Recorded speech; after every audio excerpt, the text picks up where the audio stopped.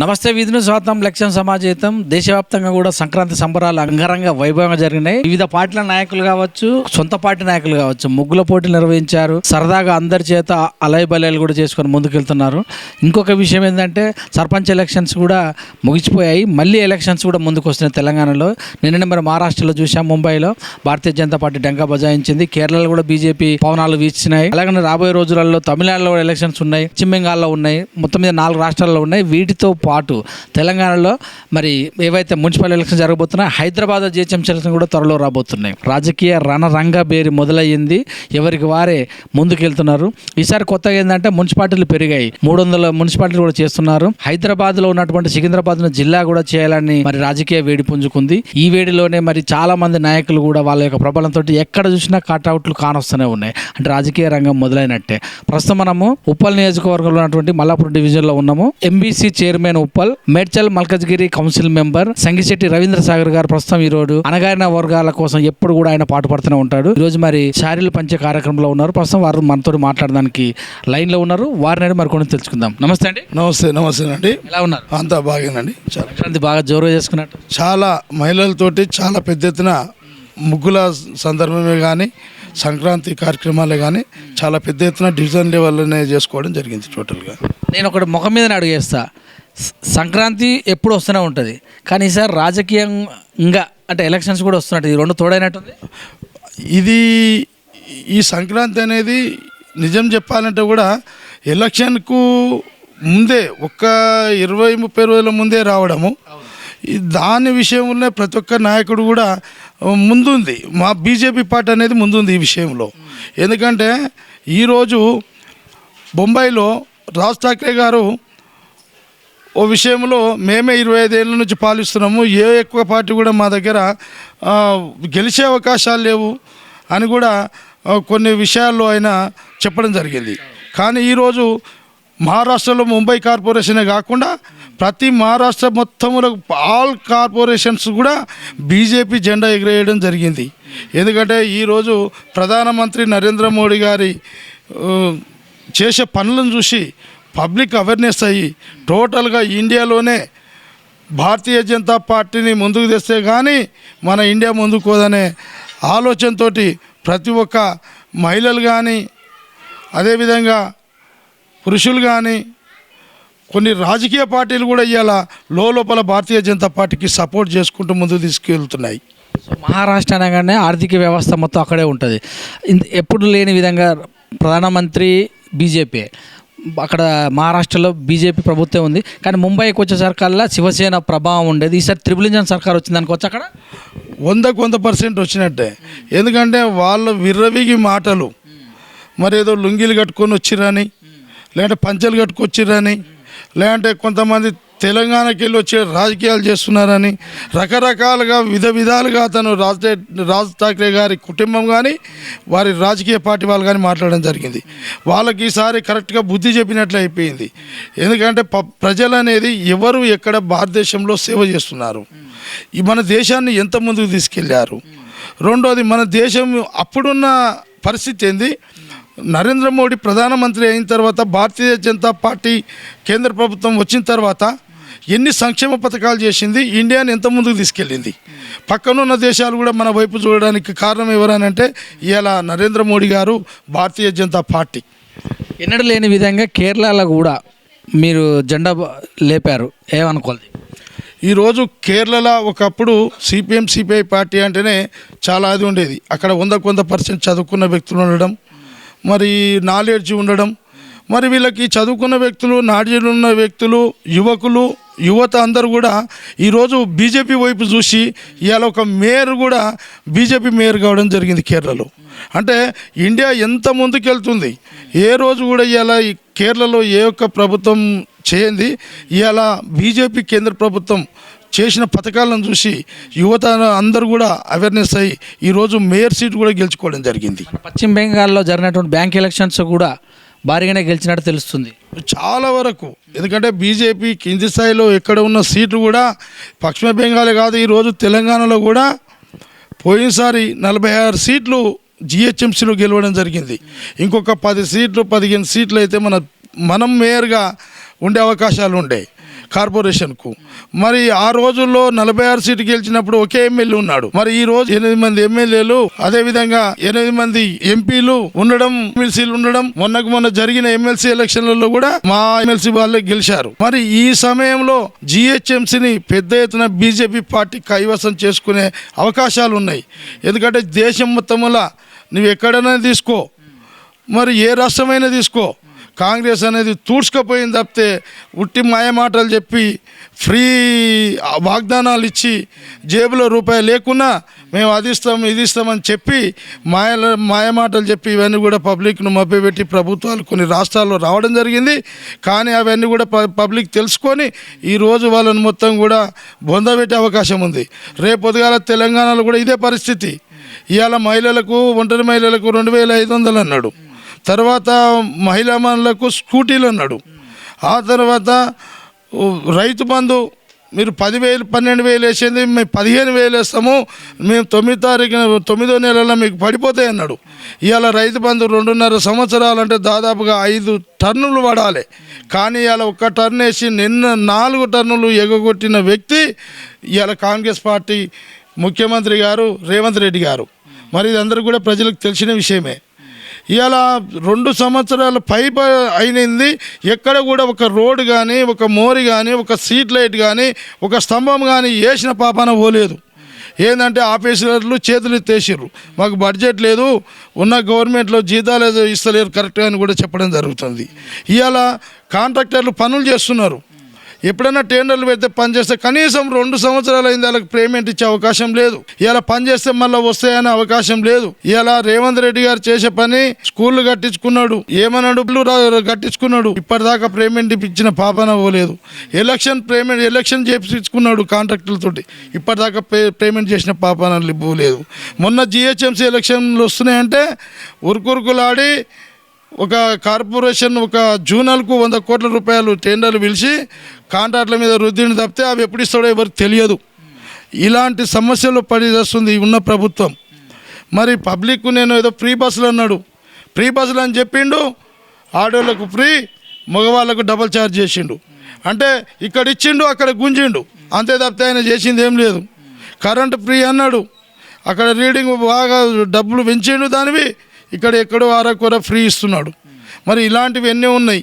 ఈరోజు gas free అన్నాడు, 500 subsidy అన్నాడు, మరి అదేం లేదు. ఎవరికి ఏదో కొంతమందికి ఎవరికి ఇచ్చినో తెలియదు. ఇందిరమ్మ ఇల్లు అన్నాడు, ఆ పాత బీఆర్ఎస్ ప్రభుత్వంలో కట్టినాయే కేంద్ర ప్రభుత్వం ఫండ్ తీసుకొని కట్టి వాళ్ళు సగం మింగి వాళ్ళు వెళ్ళిపోయారు, మిగతా సగం ఏదో అక్కట్లో ఉన్నదాన్ని కొన్ని ఇచ్చుకుంటూ నేను కడుతున్న ఇందిరమ్మ ఇల్లు అంటున్నారు తప్పితే పట్టణ ప్రాంతంలో ఎక్కడ కూడా ఏ ఒక్క ఇల్లు ఇచ్చిన పాపన పోలేదు కాంగ్రెస్ ప్రభుత్వం. ఇది వాస్తవం.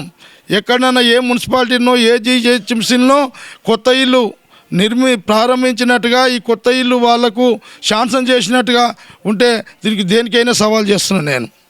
జూబ్లీహిల్స్లో మా పార్టీ గెలిచింది, మా ప్రభావం గట్టిగానే ఉంది అంటున్నారుగా. కేవలం జూబ్లీహిల్స్లో గెలిచింది డబ్బుతోటి మాత్రమే. ఒక సీఎం వ్యక్తి అనేటైనా ఒక 2-3 సార్లు పోయిండు అక్కడికి.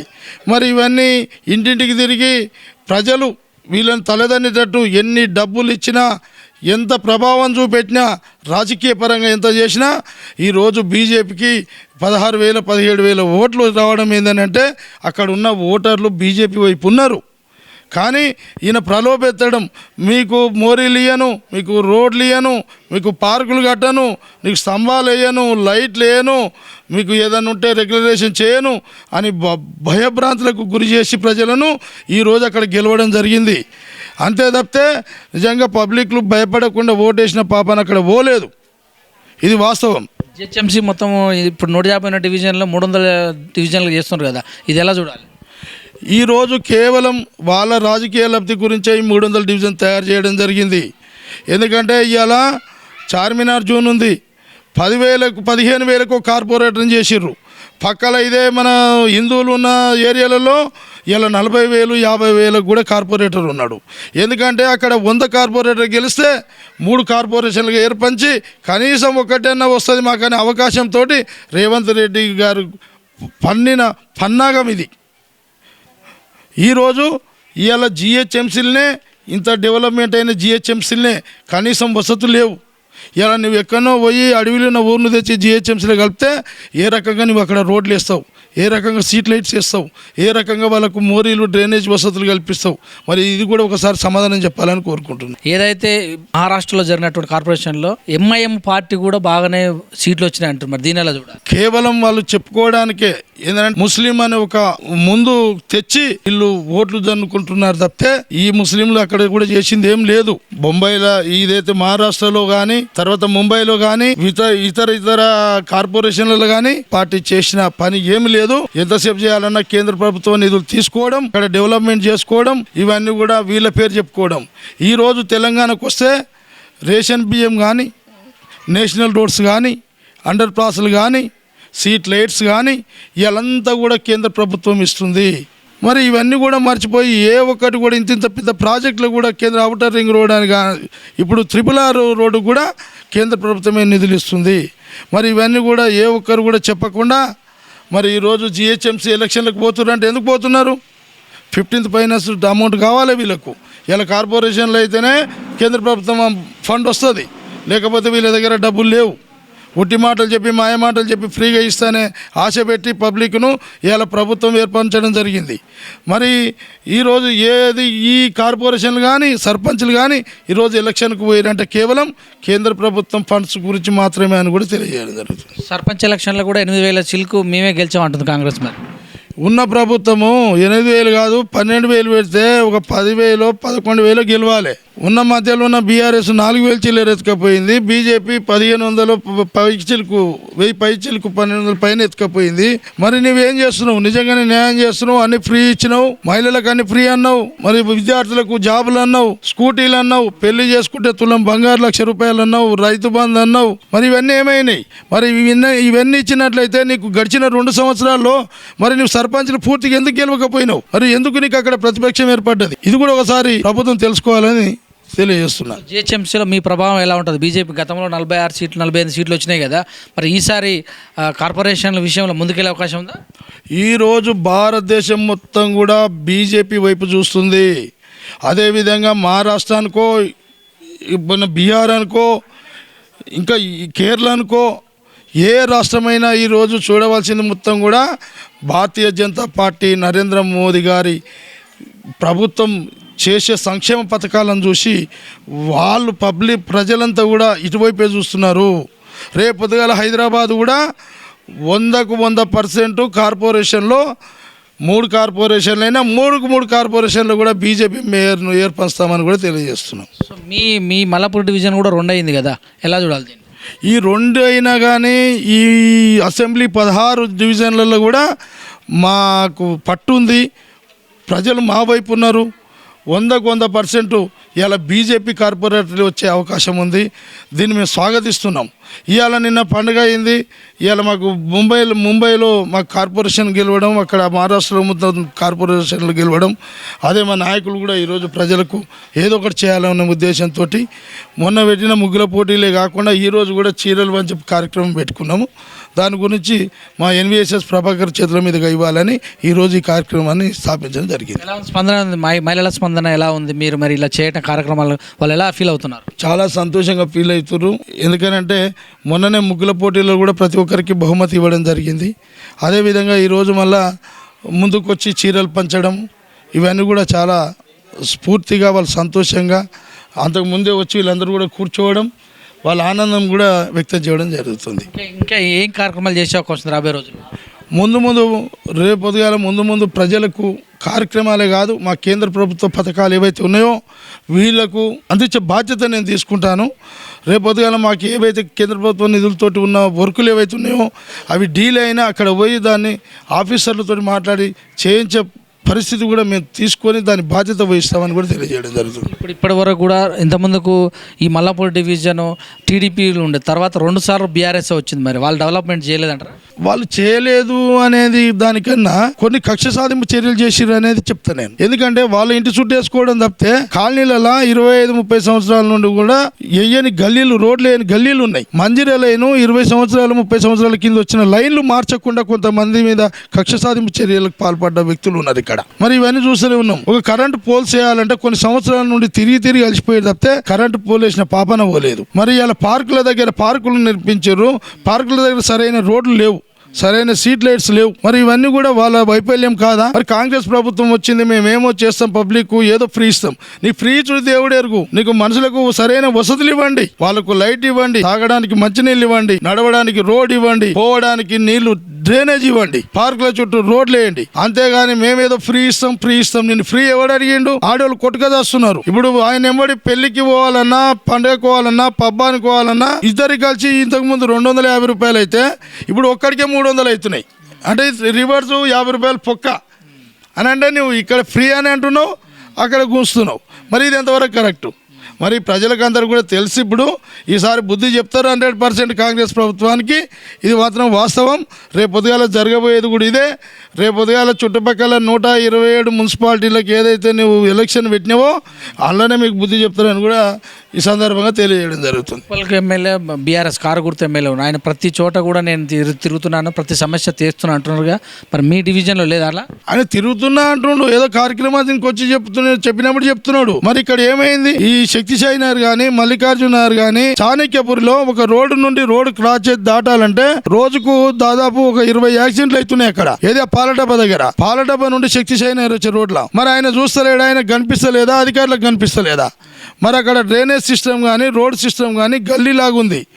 మరి ఇలా ఏం చేస్తున్నాడు ఆయన? ఇలా ఒక ఇల్లు పర్మిషన్ ఇస్తున్నాడు ఆఫీసరు, ఏమి ఇస్తున్నాడు చూడకుండా ఇస్తున్నాడా? ఆయన స్పేస్ ఎంత కావాలి? ఇరుకు రోడ్ల పర్మిషన్ ఇచ్చి పైసలు దుండుకొని ఈరోజు ప్రతి ఒక్కరు కూడా ఈ ఎమ్మెల్యే కరెక్ట్ ఉన్నా, ఇక్కడ ఉన్న కార్పొరేటర్లు కరెక్ట్ ఉన్నా ఇవన్నీ జరగవు కదా. మరి అవన్నీ జరుగుతున్నాయి. రెండోది డెవలప్మెంట్ చేస్తుంటుండు. మరి ఏమైంది? మరి ఈ మల్లికార్జున నగర్ తీసుకో, శక్తిశాయి నగర్ తీసుకో, అవతల పోతే చాణక్యపూర్ తీసుకో, మరి ఎక్కడుంది డెవలప్మెంటు? 100 కోట్లు తెచ్చి మేము చేస్తున్నాం డెవలప్మెంట్. మరి 100 కోట్లు చేసినట్లయితే మరి ఈరోజు మరి ఏమైంది? మరి ఈ 20 ఏళ్ళ కింద వేసిన రోడ్లే ఉన్నాయి ఇక్కడ. మరి మీరు రండి, ఏమన్నా మీ ప్రభుత్వం వచ్చినాక, మీరు ఎమ్మెల్యే అయినాక ఈ మల్లికార్జున నగర్లో రోడ్ ఏమన్నా వేసిర్రా? ఆయన కార్పొరేటర్ 10 సంవత్సరాల నుండి మల్లికార్జున నగర్లో రోడ్ ఏమైనా వేసిండా? నేను సవాల్ చేస్తున్నా. 25 సంవత్సరాల నుండి ఓ గల్లీకి రోడ్ వేయని మేము పదే ఉన్న ప్రభుత్వాలను అడిగినాం, ఇప్పటిదాకా వేయలేదు. ఈయన వచ్చిండు 2-3 సార్లు చూసిండు, పోయిండు, కానీ ఎక్కడ రోడ్ వేయలేదు. అది అక్కడే ఉంది, ఎక్కడ వేసిన గొంగడి అక్కడే ఉంది. మీకు కూడా ఎంపీ ఉన్నారు కదా, మీరు కూడా తీసుకొస్తే నేను కూడా స్వాగతిస్తా అని చెప్తున్నాడు ఎమ్మెల్యే. మరి ఎంపీ ఫండ్స్ తెస్తేనే, ఎంపీ ఫండ్స్ పోయి ఆయన లెటర్ పెట్టి కమిషనర్ గారి దగ్గరకు పోయి ఎంపీ లెటర్ ద్వారా తెచ్చిన పనులకే ఎంపీ గారిని పిలిచి కొబ్బరికాయ కొట్టే అవకాశం లేదు. వీళ్ళు ఎక్కడ బీజేపీ ఎంపీలకు కానీ, బీజేపీ పార్టీకి కానీ పేరు వస్తుందని వీళ్ళు పోయి ముందే కొబ్బరికాయలు కొట్టుకొని శంకుస్థాపన చేస్తున్నారు. సో పాలాభిషేకాలు చేసుకుంటున్నారు కాంగ్రెస్ వాళ్ళు. మేమే మల్లపూడి డివిజన్కి తెచ్చామని పరమేశ్వర్ రెడ్డి గారు కావచ్చు, వాళ్ళ బృందం కూడా పాలాభిషేకాలు చేస్తున్నారు కదా, డెవలప్మెంట్ చేసినామని. అది అందరికీ పబ్లిక్ తెలుసు. నువ్వు 800 కోట్లు తెచ్చినావు, ఎన్ని కాలనీలు ఉన్నాయి, ఎంత డబ్బు తెచ్చి రోడ్లు వేసినావు, డ్రైనేజీలు వేసినావు, సీట్ లైట్స్ వేసినావు, కొత్త స్తంభాలు వేసినావు, మంజీరా లైన్లు వేసినావు. మరి అందరికీ పబ్లిక్ తెలుస్తూనే ఉంది. వీళ్ళకి ఏం ఉపయోగం ఉంది? నువ్వేమైనా కొత్త పింఛన్ ఇచ్చినావా? వచ్చి ఇయ్యలేదు. భూమాని కొత్త రేషన్ కార్డులు అన్నావు, వచ్చినాయా వాళ్ళకు? మరి ఎక్కడున్నాయి అవి? అప్లికేషన్లు తీసుకుంటున్నావు, మరి వచ్చినాయా? సరే, హైదరాబాద్లో నువ్వు పూర్తిగా మీరు వచ్చిన తర్వాత, కాంగ్రెస్ ప్రభుత్వం వచ్చిన తర్వాత ఒక్క కొత్త ఇల్లు అప్లై చేసుకున్నారా? చేసుకున్న వాళ్ళకి ఎక్కడైనా మీరు ఇల్లు ఇచ్చిర్రా? లేదంటే ఉన్న జాగాకి ఏమైనా ఇల్లు కట్టుకొని 5 లక్షలు సబ్సిడీ ఇచ్చే లోన్ ఇచ్చిర్రా? మరి ఏ రకంగా మేము మంచి చేస్తున్నాం పబ్లిక్ అనుకుంటారు? ఈ మధ్యలో రేవంత్ రెడ్డి బండి సిగ్నల్ జంప్ అయినా సరే ఫైన్ కొడితే బ్యాంకుకు లింక్ చేయమని మాట్లాడండి. దీని గురించి మీరేం మాట్లాడారు? ఇది ఏమన్నా అంటే కానీ ప్రభుత్వం మీద మాట్లాడితే తప్పు అంటారు, కానీ ఇది చాలా తప్పు. ఎందుకనంటే మీరు ఇస్తున్న ఫ్రీ పథకాలు ఇంతవరకు ఇచ్చింది లేదు. మరి మీ ప్రభుత్వం బ్యాంక్ అకౌంట్ వాళ్ళకి లింకు చేసింది లేదు. మీరు అంతకుముందు ఉన్న ప్రతిపక్షంలో ఉన్నప్పుడు ఏం మాట్లాడారు? మొక్కు పిండి వసూలు చేస్తున్నారు, ఈ డబ్బుల గురించే ప్రభుత్వాలు పనిచేస్తున్నాయి, పబ్లిక్ సేవ గురించి కాదు, వీళ్ళని బట్టలు ఇప్పి కొట్టాలని చెప్పారు మీరు. మరి ఇవాళ ఏమైంది? మీరు అదే చేస్తున్నారు కదా. మరి నీకు యూటర్న్ కావాలంటే కిలోమీటర్ పెట్టినావు. మరి ఈ కిలోమీటర్ ట్రాఫిక్ జామ్ అయినప్పుడు పోయి రావాలంటే మనకి 1.5-2 లీటర్ల పెట్రోల్ అవుతుంది, డీజిల్ అవుతుంది, మళ్ళీ మన టైం వేస్ట్ అవుతుంది. మరి నీకు ట్రాఫిక్ పోలీసులు ఇంతమంది ఉన్నారు, నువ్వు సిగ్నల్ దగ్గర ట్రాఫిక్ వాళ్ళని పెట్టి పబ్లిక్ సేవ చేయాలన్నా, లేకుంటే వాళ్ళని చాలాలను కొట్టుకుంటా, ఫోటోలు కొట్టుకుంటా పైసలు వసూలు చేయాలన్నా? ఈ ట్రాఫిక్ వ్యవస్థ ఎందుకు ఉంది? పబ్లిక్ దగ్గర డబ్బులు వసూలు చేయడానికి ఉందా, లేదంటే ప్రజాసేవ చేయడానికి ఉందా? మరి ఇది కూడా తెలియజేయాలి రేవంత్ రెడ్డి గారు. మరి నువ్వు యూటర్న్ అనే పేరుతోటి నువ్వు కిలోమీటర్న్నర మనిషి తిరిగి వచ్చే వరకు ఒక దగ్గర ట్రాఫిక్ ఆగిందంటే 2.5 లీటర్ల డీజిల్ పోతుంది, 1/2 అవర్ 45 మినిట్స్ టైం పోతుంది. మరి అదే నీవు ఉన్న ట్రాఫిక్ ఇంతమంది ఉన్నారు, మొన్న కూడా చేంజ్ చేసుకున్నావు. మరి అక్కడ ట్రాఫిక్ సిగ్నల్ ఓపెన్ చేసి ట్రాఫిక్ నిబంధనల ప్రకారం ట్రాఫిక్ కొనలు పెట్టినట్టయితే, వాళ్ళకి సేవ చేసినట్లయితే ఈ భారతదేశానికి డీజిల్ పెట్రోల్ ముప్పు కూడా తప్పుతుంది. ఈ హైదరాబాద్ తెలంగాణ రాష్ట్రానికి మరి ఇక్కడే ఏ రాష్ట్రంలో ఉందో నేను చూడలే, కానీ ఈ యూటర్న్ పద్ధతి అనేది ఇక్కడే ఉంది. ఈ హైదరాబాద్లోనే అతి ఎక్కువ పెట్టిర్రు. ఇప్పుడు జిల్లాల వారీగా కూడా పట్టణాల వారీగా కూడా వారింది ఇదే. ఎందుకంటే మరి ట్రాఫిక్ వ్యవస్థ మరి మనం చాలా పన్నులు కడుతున్నాము, మరి అన్ని పన్నులు వసూలు చేస్తున్నావు, ట్రాఫిక్ చేస్తున్నావు, పోలీసు వాళ్ళకి చేస్తున్నావు, రెవెన్యూకి చేస్తున్నావు, అడుగున నీ డెవలప్మెంట్కి ప్రతి ఒక్కరి దగ్గర తీసుకుంటున్నావు. మరి ఈ ట్యాక్సీలు ఏం చేస్తున్నావు?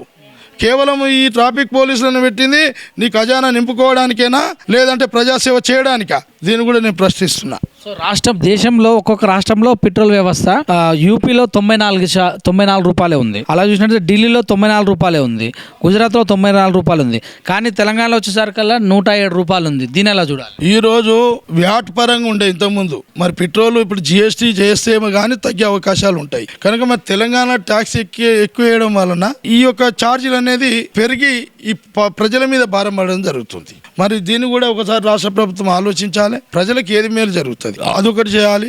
రెండోది ఈ చాలన్ల విషయంలో కూడా ఇలా రోడ్లే గుంతలమయం. ఒక రోడ్లో ఓ బండి పోతుంటే ఇంకో బండి పోవడానికి అవకాశం లేకుండా ఉంది. ఇలా సిగ్నల్ పడుతుంది, వీడు ఏదో అప్పటికి 1/2 కిలోమీటర్ ఆగుతుంది. ఈ ముందల బండి వాడు పోయినాక ఆ బండి ముందర పోవాలంటే వీడు పోవడానికి దీనికి డిస్టెన్స్ 2 నిమిషం పడుతుంది. అప్పుడు ఈ చాలన్ అనేది ఆటోమేటిక్ కార్లకు వెనక కార్ల మొత్తం పడుతుంది. ఎందుకంటే ఆ ముందలోడు పోతే కదా ఈ 2 నిమిషాలు పోయేటోడు, అది పోతలేదు కనుక 100% అక్కడ వెనుక ఉన్న ప్రతి కారుకు, ప్రతి బైకుకు, ప్రతి దానికి, ప్రతి వెహికల్కి కూడా చాలన్ పడుతుంది. ఆ చాలన్ రూపకంగా వీళ్ళు డబ్బులు దోసుకొని సొమ్ము చేసుకున్నారు తప్పితే ప్రజలకు ఒరిగింది ఏం లేదు. దానివల్ల సేఫ్టీ అనేది కరెక్టే ఉండొచ్చు, మేము కాదంటలేము. పద్ధతి ఒకటి ఉంటుంది, సేఫ్టీ పెట్టండి, హెల్మెట్ పెట్టండి, లైసెన్స్ లేని వాళ్ళని పట్టుకోండి, డ్రంక్ అండ్ డ్రైవ్ని పట్టుకోండి. కానీ ఈ ఫోటోలు కొట్టి వెనకదారిన ఫోటోలు కొట్టి చాలన్లు పంపించి ప్రజల్ని ఇబ్బంది పెట్టడం మాత్రం కరెక్ట్ కాదు.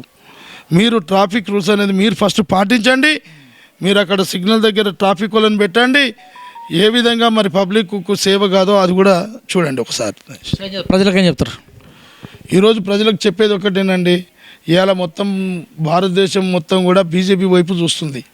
ఇవాళ ప్రతి కార్పొరేషన్లో కానీ ప్రతి రాష్ట్రం కూడా కానీ ఇవాళ అన్ని రాష్ట్రాల్లో కూడా బీజేపీ అనేదే ముందుకెళ్ళిపోయింది. మరి కాంగ్రెస్ పార్టీ అనేది ఉన్నకాడికి తూడ్చుకపోయింది, ఏం లేదు. ఇక్కడ ఏదో కర్ణాటక తెలుగు ఈడ తెలంగాణలో ఉంది, ఆయనతో కూడా ఇవి కూడా పోయే అవకాశాలు ఉన్నాయి. మరి ఈ పబ్లిక్ ఎదురుతిరితే కానీ ఇలాంటి చాలన్లు వేసుకుంటా ప్రజలకు సేవ చేయకుండా, రోడ్డు లేకుండా, మోరీలు లేకుండా, ఈ ఇస్తున్న పథకాలు ఇవ్వకుండా అన్ని ఫ్రీ అని చెప్పి రైతు బంధు 2.5 సంవత్సరాలు అయినా నీ ఒక్కటేసేసి నేను ఇస్తాను ఆశ పెడితే వీళ్ళు కూడా ఎదురు తిరిగి నీ బిస్తర్ మూర్తి నేను ఇంటికి తోలే అవకాశాలు కూడా ఉన్నాయి కాంగ్రెస్ పార్టీని. Thank you sir.